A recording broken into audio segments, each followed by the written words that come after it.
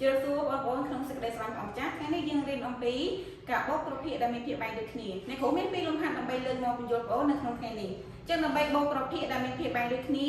ចាទី1គឺយើងត្រូវយកភាពយកបូកជាមួយនឹងភាពយកឯភាពបែងយើងរក្សាវាទុកនៅដដែលចឹងលេខណាដែលយើងអាចសម្រួលបានយើងសម្រួលលេខណាដែលយើងអត់សម្រួលបានទេយើងទុកវានៅដដែលតើយើងកណនីលំហាត់ជាមួយគ្នាចឹងយើងចម្លងតាធានចូលមកលំហាត់ករបស់យើង6លើ18បូកឲ្យ11លើ15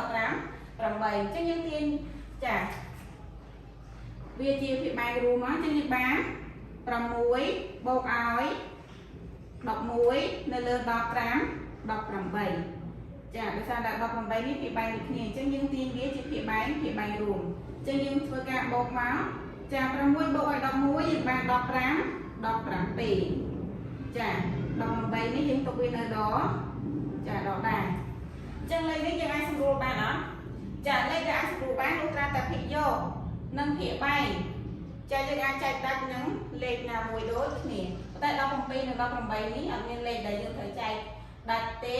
អញ្ចឹងយើងទុកវានៅដដែរចាតោះឥឡូវយើងធ្វើលំហាត់ខជាមួយគ្នាចា12នៅលើ20បូកឲ្យ6នៅលើ20ចាអញ្ចឹងយើងមើលលេខនេះភាពបែងវាដូចគ្នាអញ្ចឹងភាពបែង20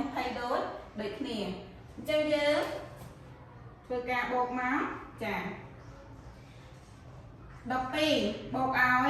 5 6នៅលើ20ចាអញ្ចឹងយើងបានប៉ុន្មានចាអញ្ចឹងយើងបាន12បូកឲ្យនឹង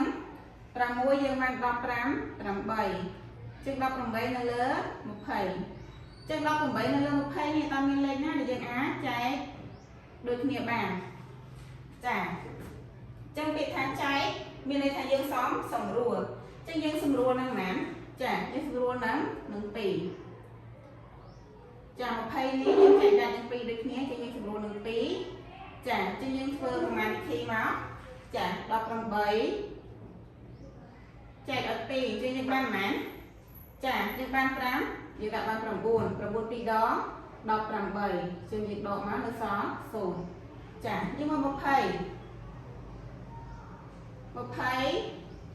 ចែក2ចឹងយើងបានប៉ុន្មានចាចឹងយើងបានចាយើងដាក់បានចាដាក់បាន10ចា12ដង20យើង